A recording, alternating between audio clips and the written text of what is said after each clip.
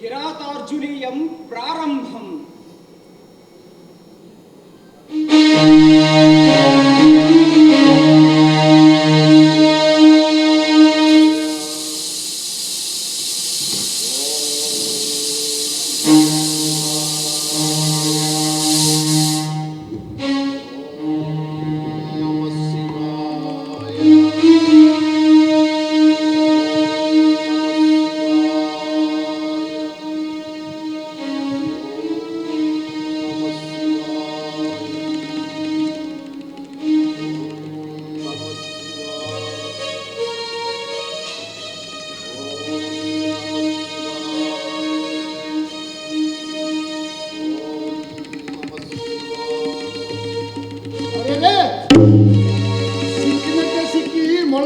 తప్పించుకున్నా దశ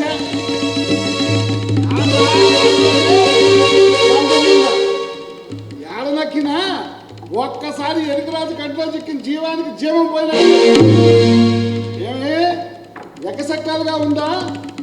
మాట నాకు ఎక్కిరిస్తాంది. రే సర్వేంద్ర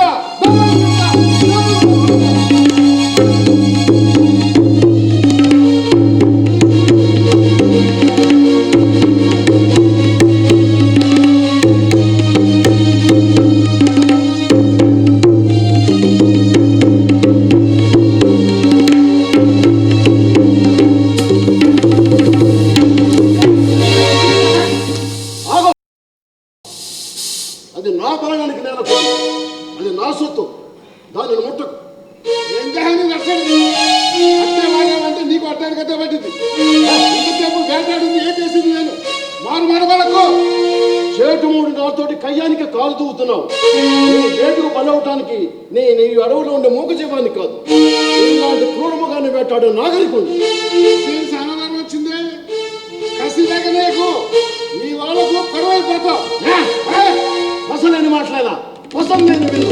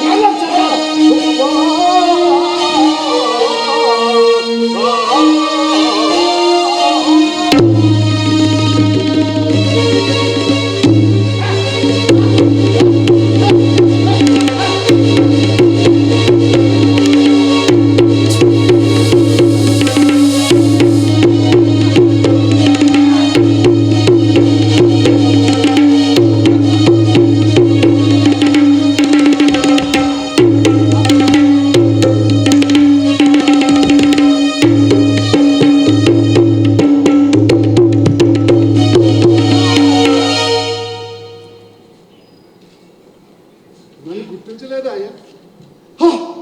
పరమేశ్వర, నేను ఎవరి కోసమే తపస్సు చేస్తున్నాను?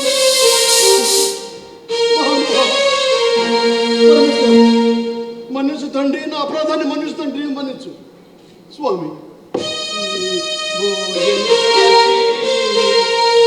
క్రోధమును మదమున నిమ్ము యుద్ధము చేయమదం వినునెత్తి దురాగ్రహిస్తరేతముందు ఆయత లోక రక్షకుని ఆశ్రిత వత్సలు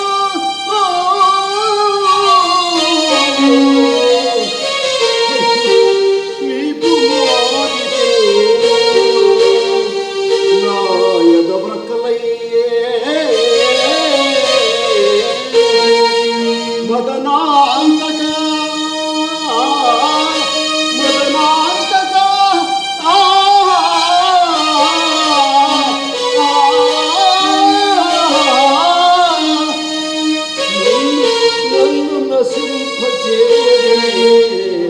మదనాత అర్జున,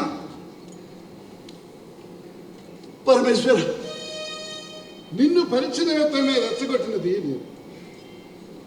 యుద్ధమునందు విజయమైన నిన్ను అనుగ్రహించాను. ఏ వరం కావాలో కోరుకున్నాను.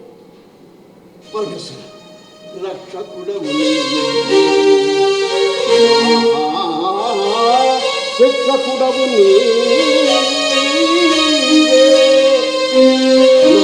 జీవితమన ఆపేక్షణ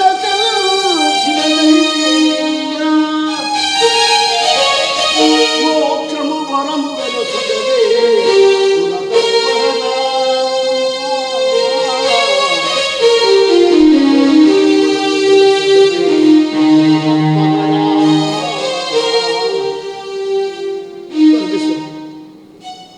అర్జున, నీవు ఏ సంకల్పంతో నన్ను తపస్సు చేసే అవార్డు మరిచావు.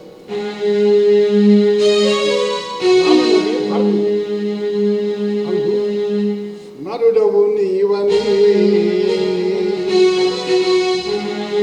కృష్ణుడు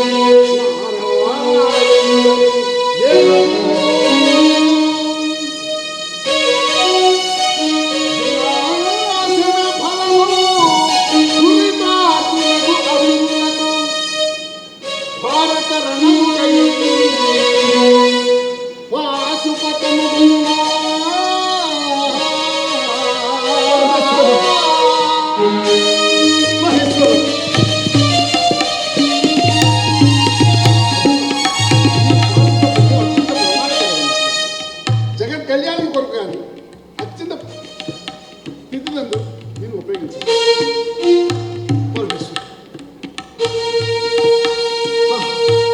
కరచరణ కృతం వా కర్మ వాక్కాయ జన్మా కరుణే తత్తమస్వా శివ శివ కరుణాబ్దే శ్రీ మహాదేవ శంభో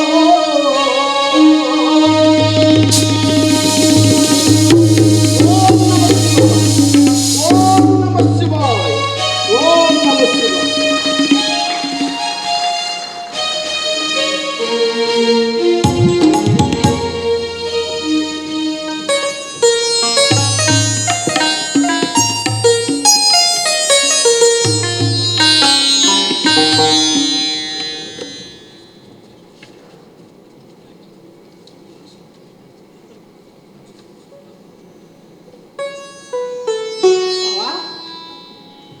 బావా బావా బావా బావా కావ్యం పూర్తయిందా? అవును బావా, ఇప్పుడే మంగళ శ్లోకం రచించాను. చాలా సంతోషం బావా. నేను ఆ కావ్యం కోసం ఎదురు చూస్తున్నాను. ఆ? నా కావ్యంతో నీకు పని ఏమిటి? దుర్వినీత మహారాజుల వారు ఆ కావ్యాన్ని అంకితం తీసుకోవడానికి సిద్ధమయ్యారని తెలిసింది. మంచి మాట చెప్పావు నీలకంఠ, మంచి మాట చెప్పావు. మా పరపతినంతా ఉపయోగించి దుర్వినీతి మహారాజును ఒప్పించగలను. అల్లుడు గారు సరేనంటే ఈ రోజే ప్రయాణం. ఈ విషయంలో ఎవరూ శ్రమ పడనక్కర్లేదు. అయినా నా కావ్యాన్ని ఎవరికో అంకితం ఇవ్వాలని నేను అనుకోలేదే. అదేమిటి బావా, పూర్తి చేసిన కావ్యాన్ని దేవతార్చనలు పెట్టి పూజ చేయాలని నీ ఉద్దేశం? కావ్యాన్ని అంకితం ఇచ్చినట్లయితే ఆర్థికంగా నిలదొక్కగలవు. ఆర్థిక ప్రసక్తి ఇప్పుడు అనవసరం బావా. అసలు కావ్యం అసంపూర్ణం. పూర్తయిన తర్వాత చూద్దాంలే. అదేమిటి బాబా, ఇప్పుడే మంగళ శ్లోకం పూర్తి చేసిన సెలవిచ్చావు, మళ్ళీ కావ్యం పూర్తి కాలేదంటున్నావు. ఎవరిని నమ్మించాలని నీ ఉద్దేశం? మంగళ శ్లోకం పూర్తయిన మాట వాస్తవమే బావా, కానీ ఇందులో ప్రధాన శ్లోకం వేరొకరి వద్ద తాకట్టులో ఉంది. అది విడిపించకుండా ఈ కావ్యం అసంపూర్ణం. అబద్ధం, నేను నమ్మను. అన్నయ్య, మొదటి నుండి మీ అభిప్రాయాలు తెలుస్తూనే ఉన్నాయి. శ్రావణ మాసంలో వరలక్ష్మి వ్రతం చేసుకోవాలని ధనం కోసం బావగారిని అడిగితే ఈయన దగ్గర లేక ధనగుప్తుల వారి దగ్గర ఆ శ్లోకం కుదవపెట్టి ధనం తెచ్చుకోమన్నారు. మీ మాటలు ఇప్పటికీ అలాగే ఉన్నాయి. మొదటి నుండి మీ అభిప్రాయం అలాగే ఉంది. ఆయనకు వ్యతిరేకంగానే ఉంది. ఆ మాత్రం నాకు తెలియదు అనుకోకు. అదంతా నాకు ఇప్పుడు అనవసరం. రేపు రాజుగారు ఇచ్చే ధనంతో ధనగుప్తుల వారు రుణం తీర్చవచ్చు. బావా, ఆ శ్లోకం మళ్ళీ చేర్చి కావ్యాన్ని ఇవ్వు. నేను బాబాయ్ గారు వెళ్ళి మహారాజు వారితో మాట్లాడతాం. నీకు శ్రమక్కర్లేదు నీలకంఠ. ఆ విషయ ప్రస్తావనతో వ్యాళుడు ఎప్పుడో రాజుగారి దగ్గరికి వెళ్ళాడు. అయ్యా, మీకు చేతులెత్తి మొక్కుతా, దయచేసి నా మనసుకు నచ్చని పని నా చేత చేయించకండి. ఆహా, నీ కావ్యం అనేసరికి ఎంత స్వార్థం చూపిస్తున్నావు బావా. 6 నెలల నుండి తేడా తిండి తింటున్నావు, తమ్ముడు ఇచ్చింది లేదు. ఇప్పుడు నీకు ధనం వచ్చే అవకాశం ఉండేసరికి మా మాటలు సలహాలు నీకేమి నచ్చడం లేదు. మా మాటలు సలహాలు నీకు రుచించినప్పుడు ఈ ఇంట్లో నీకు స్థానం లేదు. నడు బయటికి, లేదంటే మడబెట్టి గెట్టాల్సి వస్తుంది. అన్నయ్య, ఎంత మాట ఉన్నారా? మీ బావగారితో పాటు నేను తింటున్నారా? నేనే గంటస్తానన్నావు. నేను ఒక లెక్క నీకు. అన్నా నా భర్త వెంటే నేను పదండి వెళ్ళిపోతా. కామ్య, ఆగు. మీ అన్న తొందరపడ్డాడని నీవు తొందరపడతావా? ఏమిటిది? ఛీ! నా చెల్లెలుకుంటే రోషం కూడా లేదు నీకు. నడు బయటికి. నీలకంఠ, ఇది నీకు పుట్టిన బుద్ధి కాదు, ఈ విషపు పుచ్చేది. మహాపండితుడివే, నాకు జన్మనిచ్చిన వాడివే, నా బతుకిటు నాశనం చేశావు. మా భార్య బంగారం అంత కవి అయ్యింది, కాడి మోసాడు, పొలం దున్నాడు, వాడు తిన్నదానికి 10 రెట్లు నీకు చాకరీ చేశాడు. అలాంటి వాడిని వెళ్ళగొడతారు. గౌరవాది నరకాలకు పోతారు. దుర్వినీతి మహారాజు గారి సైన్యాధిపతి ఏం చేస్తున్నాడు?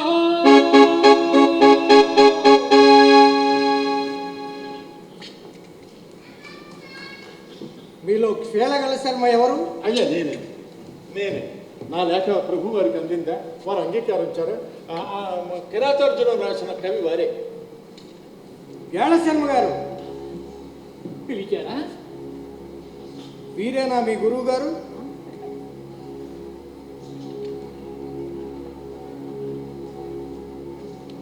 క్షేళగల శర్మ గారు, మా నీతి మహారాజు గారు మిమ్మల్ని బంధించి తీసుకురమ్మన్నారు. మర్యాదగా మా వెంట నడవండి, లేదంటే గొలుసులతో బంధించి తీసుకువెళ్లాల్సి వస్తుంది. అయ్యా, వారు మా పెడతండ్రులు. వారు చేసిన నేరం ఏమిటో తెలియజేస్తారా? కవి భారవి రచించిన కిరాతార్జునయం కావ్యాన్ని మాకు లంచంగా చూపారు. ప్రతిఫలంగా మాల్వాదీసులపై దండెత్తాలన్నారు. 2 దేశాల మధ్య చిచ్చు పెట్టడానికి ప్రయత్నించిన నేరానికి వీరిని బంధించి తీసుకువెళ్తున్నాం. సాక్ష్యం ఉండదండి. ఇదిగో వీరు మహారాజు గారికి పంపిన లేఖ. ఈ లేఖను కొని తెచ్చిన ప్రబుద్ధుడు ఈ వ్యాళచక్ర. పదండి. దానికి సాక్ష్యంగా నేను నిలబడతాను. ఇతని దుర్మార్గాలు కోకొలలు. ఆ విషయం నేనే రాజుగారిని స్వయంగా మనం చేస్తానని తెలియజేయండి. మీరెవరు? ఈ దుర్మార్గుడే నా తండ్రి. నా కడుపును చెడబుట్టేవారు కండి. సేనాపతి గారు పదండి, నేనే రాజుగారికి విన్నవించుకుంటాను. అయ్యా, నేనే ఆ భార్య అనే కవిని. నేను స్వయంగా వచ్చి ప్రభు దర్శనం చేసుకుంటానని మనవి చేయండి. అంతవరకు మా పెరుమామ గారికి ఏ శిక్ష విధించవద్దని నా ప్రార్థనగా చెప్పండి. కవీశ్వరుల అభ్యర్థన మహారాజు గారికి విన్నవించే బాధ్యత నాది. మీరు నిశ్చింతగా ఉండండి.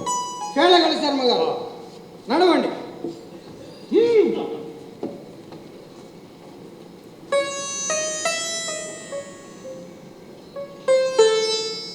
బావా, నన్ను క్షమించు బావా. మా పెళ్లి తండ్రి గారి కుట్రలో నాకు బాగోలేదు. నీకు సాయం చేయాలనే ఉద్దేశంతోనే నేను. బావా నీలకంఠ, నీ ఒట్టి భోలా మనిషివయ్యా. దుర్బుద్ధి మా పెనమామ గారిది. మా తండ్రి గారు పెట్టిన 6 మాసాల గడువు నిన్నటితో ముగిసినది. నువ్వు అనుమతిస్తే నేను కామ్య మా ఊరు బయలుదేరుతాం. అక్కడ మా తల్లిదండ్రులు ఎదురు చూస్తూ ఉంటారు. దామోదర, నిన్ను చూడంతే ఉండలేక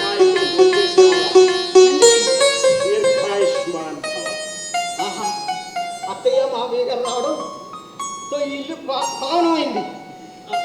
మా అదృష్టాన్ని ఏమని చెప్పమంటారు? తండ్రి, మీరు క్షణం ఆలస్యమైనా మేము దుర్నీతి మహారాజు కొలువుకి వెళ్ళిపోయేవాళ్ళం. ఆహా, నా అదృష్టం ఏమని చెప్పండి. ఇన్నాళ్లకు భార్య గారిని చూడగలిగాను. అయ్యా, ఈ శ్లోకం ఇది. అయ్యా, తమకి ఇవ్వవలసిన ధనం ఇంకా నేను ప్రోగు చేయలేదు. అది రాగానే వచ్చి మీ రుణం తీర్చగలను. ఎంత మాట! నేనే మీకు రుణపడి ఉన్నాను. నేను నా భార్యని అనుమానించాను. అందుకు శిక్షగా ఆమెను విడిచిపెట్టాలనుకున్నాను. కానీ నా కుమారుడు ఈ శ్లోకాన్ని చదివి నిర్ణయం చేయమన్నాడు. ఈ శ్లోకార్థం నా మనసు మార్చివేసింది. నా తప్పు తెలుసుకున్నాను. అందుకే మీ శ్లోకం మీకు ఇద్దామని వచ్చాను. నా కుటుంబాన్ని నిలబెట్టారు, నా సంసారాన్ని కాపాడారు.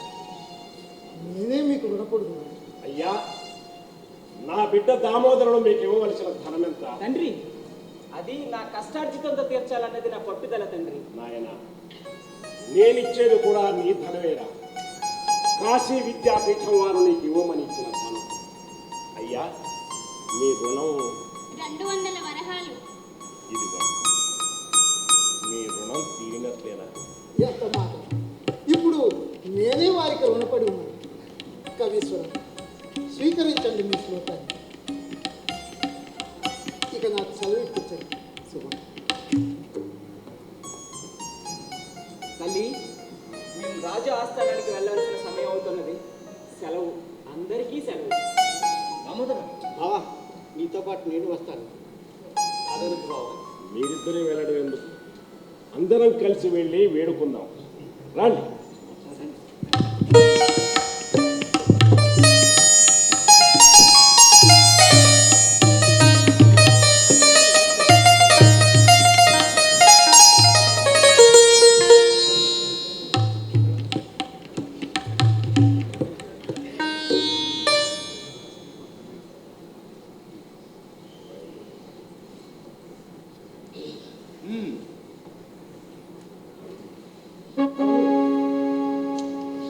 వీరే క్షేళగల శర్మ.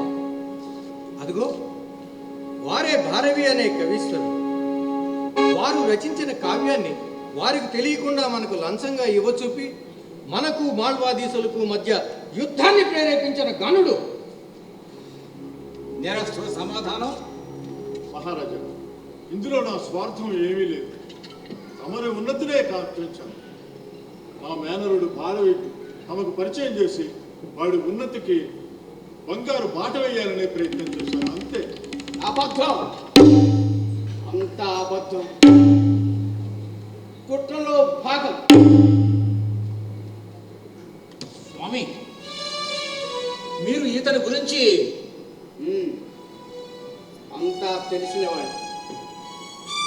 ఇతడు మానవదేశపు రాజుకి గురువు. అక్కడ లంచగొండిగా చిక్కి దానికి కారణం కాకతాళీయంగా ఈ భారవి కావడంతో అటు రాజు పైన ఇటు ఈ భారవి పైన కక్షగట్టి ఇంత చేశాడు. సరైన సమయంలో మీకు తెలియజేయడంతో ఈతని కుట్రలు బహిర్గతమై ఈ వినాశనాన్ని ఆపింది. మీ ఇరు రాజ్యాల సఖ్యత పెంచింది. ఇందులో భారవి అమాయకుడు. ఈ క్షేళగలుడు శిక్షార్హుడు.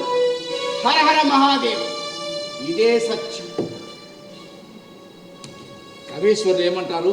ప్రభు మహారాజా, నా గురించి ఎవ్వరూ ఏమీ చెప్పనక్కర్లేదు. నా తప్పులను తెలుసుకున్నాను. వేదాగ్రై అధ్యాపకుడునైన నేను లౌకిక అరిషడ్ వర్గాలకు బానిసనైపోయి దుస్థితికి వచ్చాను. నా మేనరుడైన భారవి మీద ఈర్ష్యాద్వేషాలు పెంచుకున్నాను. మాళవ దేశాపతి నన్ను ఆస్థానం నుంచి త్రోసివేసినందుకు గాను ఆయన మీద పగబట్టిన మాట కూడా నిజమే. కానీ ఎతో ధర్మత్వతో జయ అన్నట్టు నాకు తగిన శాస్తి జరిగింది. మీరు ఏ శిక్ష విధించినా అనుభవిస్తాను. మహారాజా, వారు మా పెళ్తండ్రి. భారవి నాకు బావ. జరిగిన దానికి నేను మిక్కిలి చింతిస్తున్నాను. ఈ తప్పును కాయమని మిమ్మల్ని ప్రార్థిస్తున్నాను. స్వామి, మీ అమూల్యమైన అభిప్రాయం. సత్యం ఎప్పుడూ శ్లాఘనై. దోషి తానేనని ఒప్పుకున్నప్పుడు అతని అహం అణిగినది. మిగతా గుణాలు అతని సాధనలో దూరం అవుతాయి. ఇది శాస్త్రవాక్కు.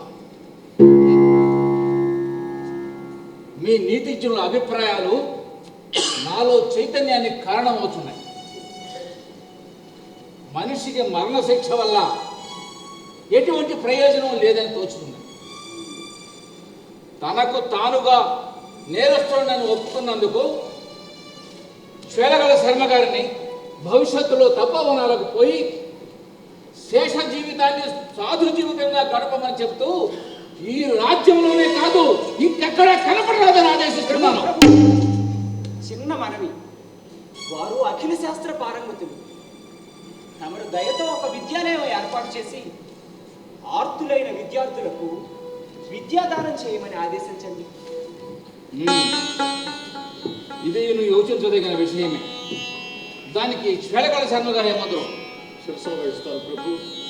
నా శేష జీవితాన్ని విద్యాదానంతో గడిపేస్తాను. కవీశ్వర, నీ కిరాతార్జునం మాకు చదవటానికైనా ఇవ్వగలరా? ప్రభు, తమరు ధర్మజ్ఞులు. ఈ కిరాతార్జుని కావ్యాన్ని తమకే అంకితం ఇవ్వాలని ఈ క్షణమే నిర్ణయించాను. కానీ చిన్న మనవి, చెప్పండి కవీశ్వర. కావ్య వ్యాఖ్యానాన్ని తమ ద్వారా ఆశించుతున్నాను. తప్పకుండా. అది నిర్విఘ్నంగా కొనసాగాలి అంటే మీరు మా ఆస్థాన కవీశ్వరుడు కావాలి. స్వామి, తమ ద్వారా ఈ కావ్య ప్రతిని ప్రభువులకు అందచేయాలని నా విజ్ఞాపన. ఈశ్వర సంకల్పం. మహారాజా, స్వీకరించండి.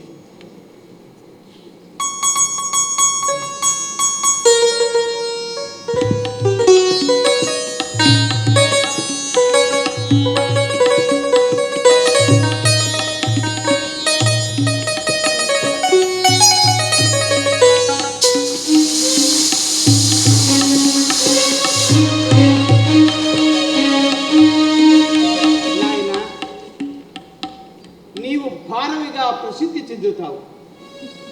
మహాకావ్యాలలో ఈ కావ్యానికి ప్రత్యేక స్థానం లభిస్తుంది. హర హర మహాదేవ్, హర హర మహాదేవ్. ఓం నమః శివాయ. స్వస్తి ప్రజాభ్యాం పరిపాలయంతాం న్యాయేన మార్గేణ మహిం మహింతాం గోబ్రాహ్మణేభ్యః శుభమస్తు నిత్యం లోకాః సమస్తాః సుఖినో భవంతు. ఓం శాంతి శాంతి శాంతి.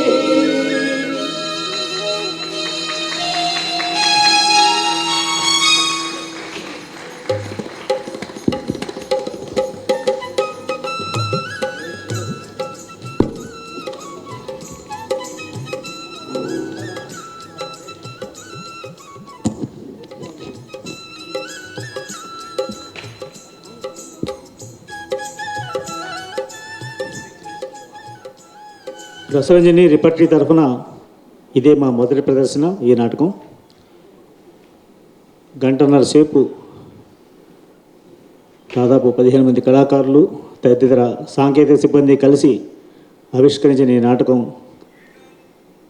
మీ అందరికీ నచ్చిందని అనుకుంటున్నాం. అలాగే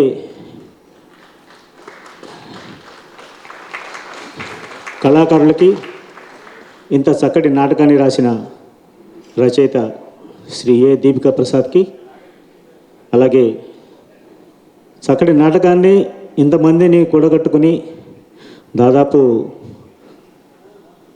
4 రోజులు శ్రమపడి ఈ వయసులో కూడా ఈ నాటకాన్ని చక్కగా దర్శకత్వం వహించి ఇంత చక్కగా ఆవిష్కరించిన సుబ్బరాయ శర్మ గారికి అందరికీ ధన్యవాదాలు చెప్పుకుంటూ పాత్రల పరిచయం. దానికన్నా ముందు మా సంస్థ అధ్యక్షులు శ్రీ రమణాచారి గారిని వేదిక మీదకి రావాల్సిందిగా ఆహ్వానిస్తున్నాం.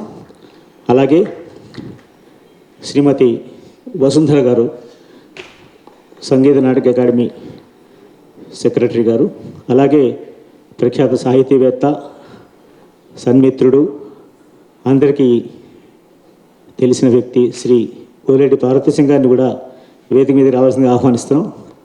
వచ్చి కళాకారులను అభినందిస్తూ 4 మాటలు మాట్లాడవలసింది కోరుకుంటున్నాం. రండి సార్.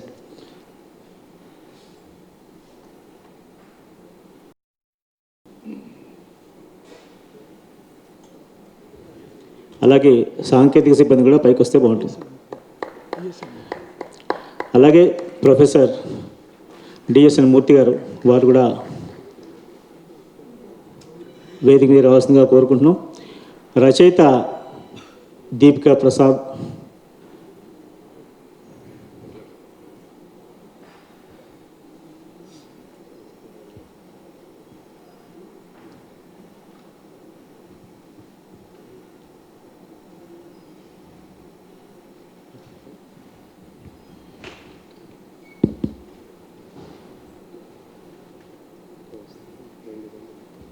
రసజ్ఞులైన ప్రేక్షకులకు నమస్కారం.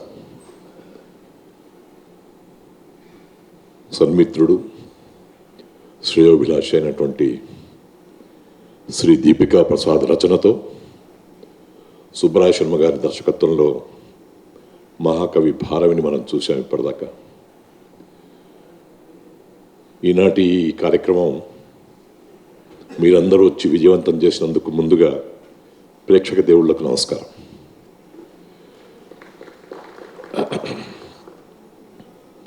ఎవరికి వారే చాలా గొప్పగా నటించారు. ఇందులో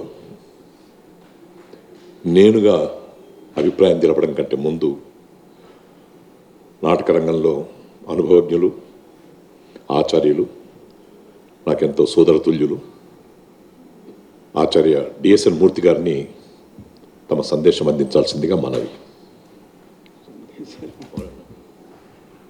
అందరికీ నమస్కారం. ముందుగా ఒక మంచి నాటక ప్రదర్శన ఏర్పాటు చేసినందుకు రసరంజనికి ధన్యవాదాలు. చాలా కాలం తర్వాత మంచి నాటకం చూశాం. రొటీన్ కథావస్తువులకు భిన్నంగా ఒక సంస్కృత మహాకవి జీవితాన్ని చూపించడం మంచి ప్రయత్నం.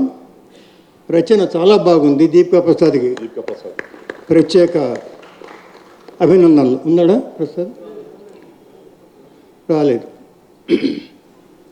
కిరాతార్జునీయం సంస్కృత సాహిత్యంలో పంచకావ్యాల్లో ఒకటిగా పరిగణిస్తారు.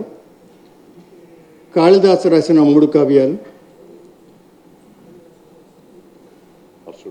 కాదండి,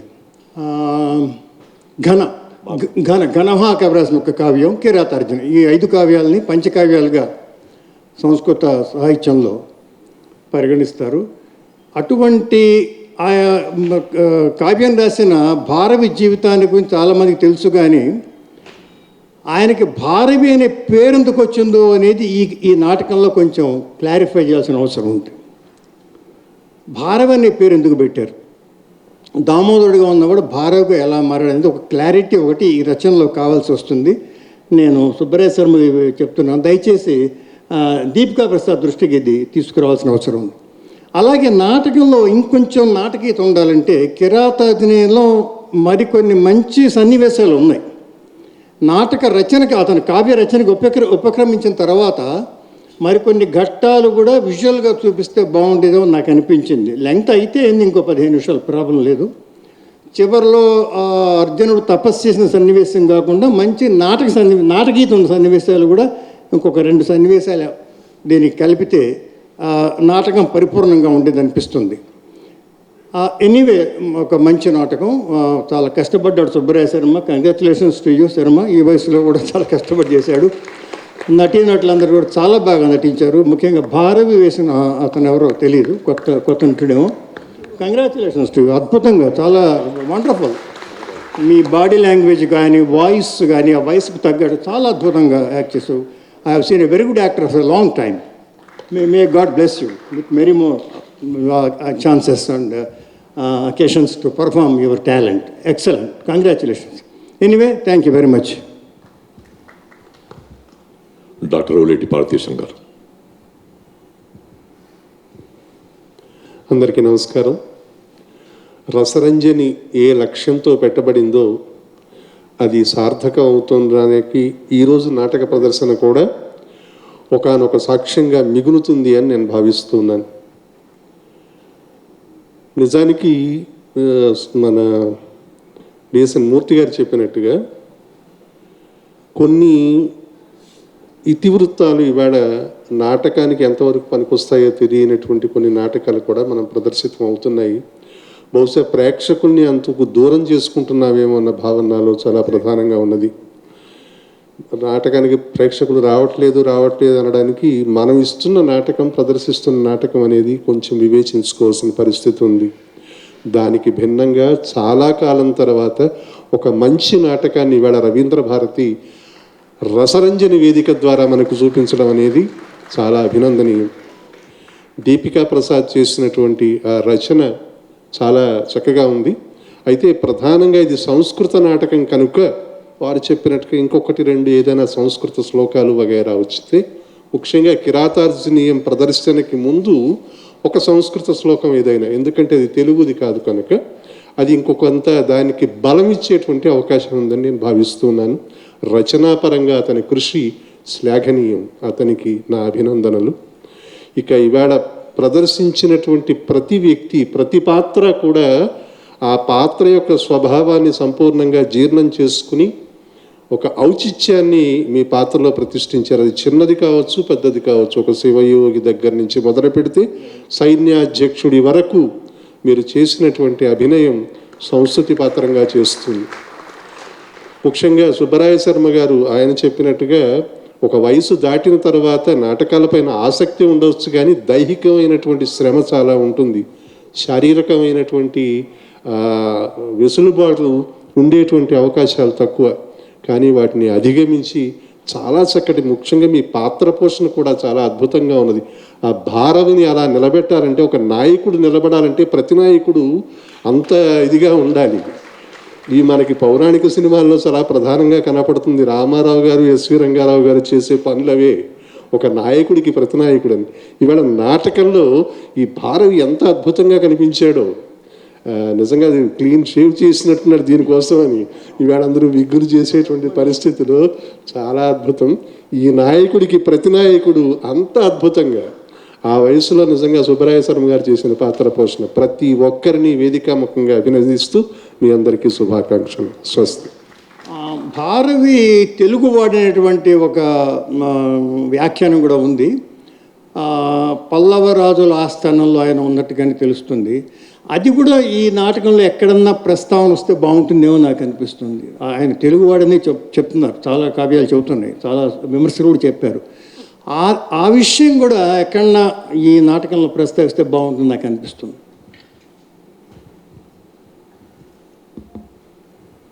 తెలంగాణ సంగీత నాటక అకాడమీ కార్యదర్శి శ్రీమతి వసుంధర గారు తమ అభిప్రాయం తెలుపుతారు. శుభ సాయంత్రం. ముందుగా పెద్దలు, గౌరవనీయులు, తెలంగాణ ప్రభుత్వ సలహాదారు డాక్టర్ కేవి రమణాచార్య ఐఏఎస్ గారికి నమస్సులు. అలాగే శ్రీ ఓలేటి పార్వతీశం గారికి, శ్రీ డిఎస్ఎన్ మూర్తి గారికి, శ్రీ ఉప్పలూరు సుబ్బరాయ శర్మ గారికి, శ్రీ బిఎం రెడ్డి గారికి, ఆకెళ్ళ గారికి, ప్రతి ఒక్కరికి కూడా నమస్సులు. నాటకం చాలా అత్యద్భుతంగా రసరంజని వాళ్ళు ప్రదర్శించారు. దీపికా ప్రసాద్ గారు చాలా చక్కగా రాశారు. సుబ్బరాయ శర్మ గారికి, ఈ టీం మొత్తానికి కూడా ముందుగా శుభాభినందనలు. ప్రతి ఒక్కళ్ళు ఆంగికం, ఆహార్యం, అభినయం ప్రతి ఒక్కటి కూడా చాలా చాలా చక్కగా ఉంది.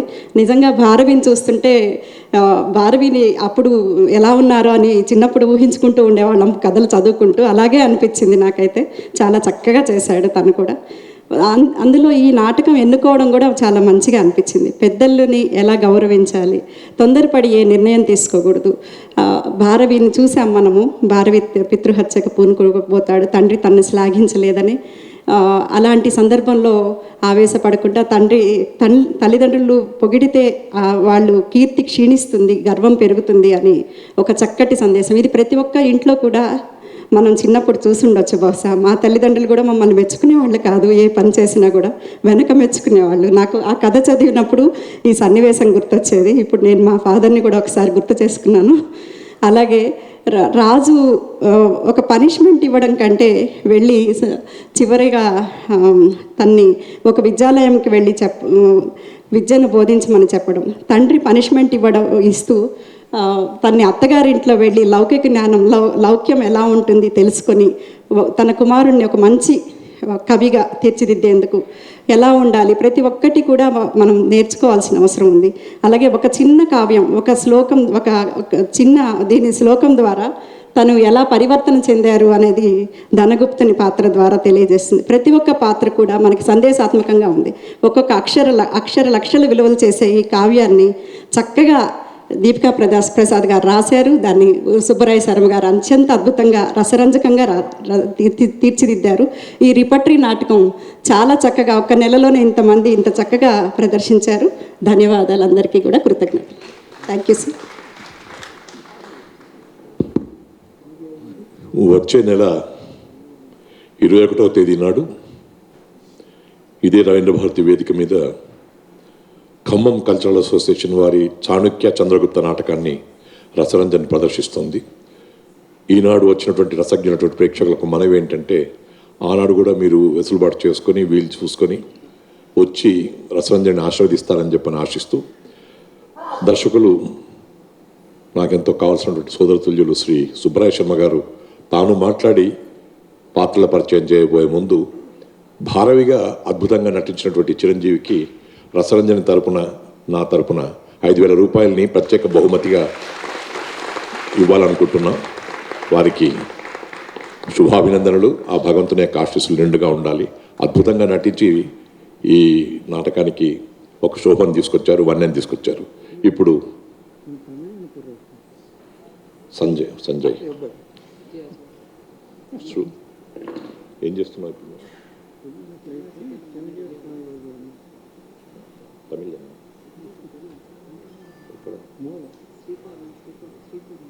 శ్రీకోణం. ఏదైనా చిరంజీవి చాలా గొప్పగా నటించారు. ఇప్పుడు శ్రీ సుబ్బరాయ శర్మ గారు మాట్లాడి పాత్రల పరిచయం చేయగలరు.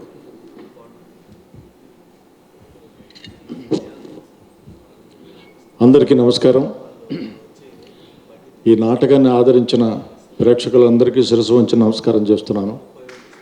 మొట్టమొదటిసారిగా చెప్పుకోవాల్సింది, ఈ నాటకాన్ని రాయించడానికి ప్రేరణ కల్పించిన వారు భాగ్యశాస్త్రి గారు. వారు దీపికా ప్రసాద్ గారికి చెప్పి ఈ నాటకం రాయాలంటే వారు ఒప్పుకొని చాలా చక్కగా రాశారు. ముందు పద్యాలతో శ్లోకాలతోనే రాశారు. మాకు చేత కాదండి అవి పాడటం, అవి మాకు పాడటం మాకు రాదు, సంగీతం రాదు, కాబట్టి మాకు వచనంగా చెప్తే అంటే కొన్ని తీసేసి కొన్ని మాత్రమే పెట్టి మాకు చాలా హెల్ప్ చేశారు ఆయన. వారికి కృతజ్ఞతలు చెప్పుకుంటున్నాను మొదటిసారిగా. రెండవది, ఏ నాటకాన్ని తయారు చేసినా సరే మా సంస్థకి మొట్టమొదటి ప్రదర్శన మా దగ్గరే వేయి అని రమణాచారి గారు ఆహ్వానం పలుకుతారు. వారికి ముఖ్యంగా సరస్సు వంచి నమస్కారం చేస్తున్నాను. ఈ స్క్రిప్ట్లో ఏదన్నా డెవలప్మెంట్ కోసం చెప్పిన మా డిఎస్ఎన్, మా గురువు గారు డిఎస్ఎన్ మూర్తి గారు, ఆయన చెప్పినవి రైటర్ దృష్టికి తప్పకుండా తీసుకెళ్తాను అని ప్రామిస్ చేస్తున్నాను. తర్వాత చిన్నజీయర్ స్వామి గారి దగ్గర డిసైపుల్గా ఉన్న ఒక కుర్రాడు, నేను వేస్తాను సార్ ఆ వేషం అని చెప్పి ముందుకు వచ్చి 2 నెలల నుంచి కష్టపడి గుండు చేయించుకొని, నాటకం మీద అభిమానం కొద్దీ గుండు చేయించుకొని ఆ పాత్రలో జీవించాలి అని పట్టుదల పట్టినవాడు మా సంజయ్ ఆచార్య. అతనికి ప్రత్యేకమైనటువంటి కృతజ్ఞతలు చెప్పుకుంటున్నాను. ఇందులో నటవర్గం శివయోగి శ్రీ అల్లిన వెంకటరమణమూర్తి, ఎండోమెంట్ డిపార్ట్మెంట్లో ఈవోగా పనిచేసి రిటైర్ అయ్యారు. దామోదరుడు సంజయ్ ఆచార్య, మాళవాధీశుడు సివి రమణ, క్షేళగళ శర్మ సుబ్బరాయ శర్మ, వ్యాళ శర్మ నిట్టల శ్రీరామమూర్తి, పురంధర శర్మ సుసర్ల కామేశ్వర శర్మ, నారాయణ స్వామి దేచరాజు చంద్రశేఖరరావు, సుశీల శ్రీమతి శోభ, పండు తేజోమూర్తుల మురళి, నీలకంఠుడు స్వరాజ్ కుమార్, కామేశ్వరి కుమారి వనిత, ధనగుప్తుడు వైవిఆర్ ఆచారి, సేనాధిపతి అన్నవరపు మల్లికార్జునరావు, దుర్వినీత మహారాజు పి సుబ్బారావు. సాంకేతిక వర్గం మేకప్ మల్లాది గోపాలకృష్ణ గారు. ఈ నాటకం విన్న వెంటనే చిన్నపిల్లాడిగా ఉండాలి కదా కవీశ్వరుడు, ఎవరన్నా ఉంటే సజెస్ట్ చేయమంటే మల్లాది సంజయ్ ఆచార్యని, మల్లాది ఆ వనిత అనే అమ్మాయి కూడా హీరోయిన్స్ ఇద్దరిని పరిచయం చేసింది మల్లాది గోపాలకృష్ణ గారే. దుస్తులు వెంకటస్వామి,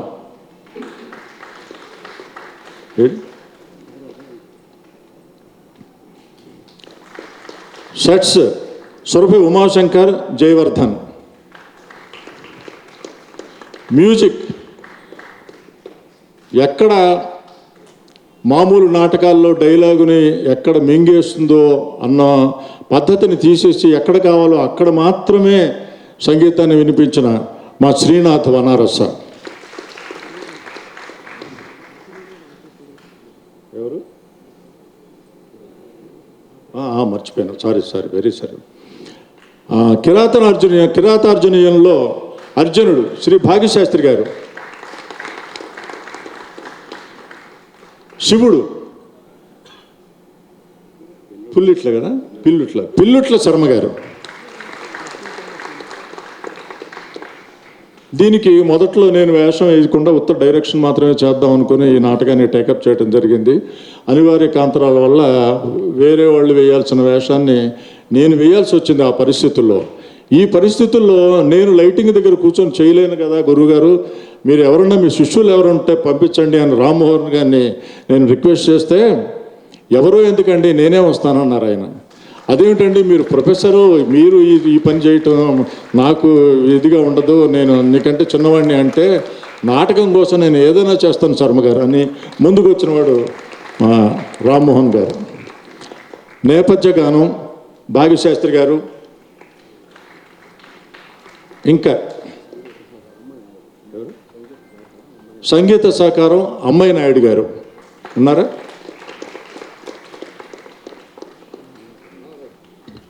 ఉన్నారా?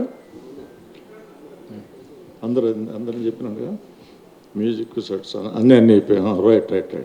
సో ఈ ప్రదర్శనకి మా వెనకాలండి వెన్నుతట్టి మమ్మల్ని ప్రోత్సహించిన డి రామకోటేశ్వరరావు గారికి కూడా ధన్యవాదాలు చెప్పుకుంటున్నాను. Thank you very much.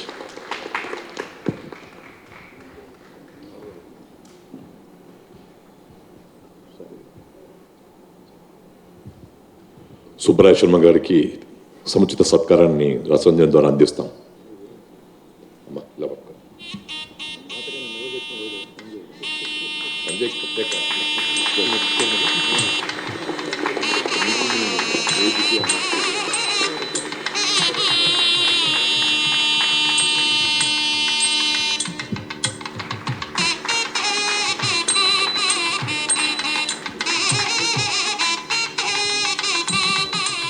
సాధారణంగా ప్రభుత్వంలో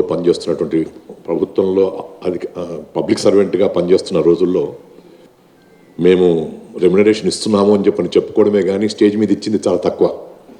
రసరంజన్ అట్లా చేయకుండా ప్రదర్శన కాగానే పారితోషికం అందిస్తే సంతోషం అనేటువంటి దాన్ని పాటిస్తున్నాం. కాబట్టి మా నటరాజు గారికి, అరుణ్ గారికి, మా రామకోటేశ్వరరావు గారికి, ఇతర సభ్యులకందరికీ నేను నమస్కరిస్తున్నాను.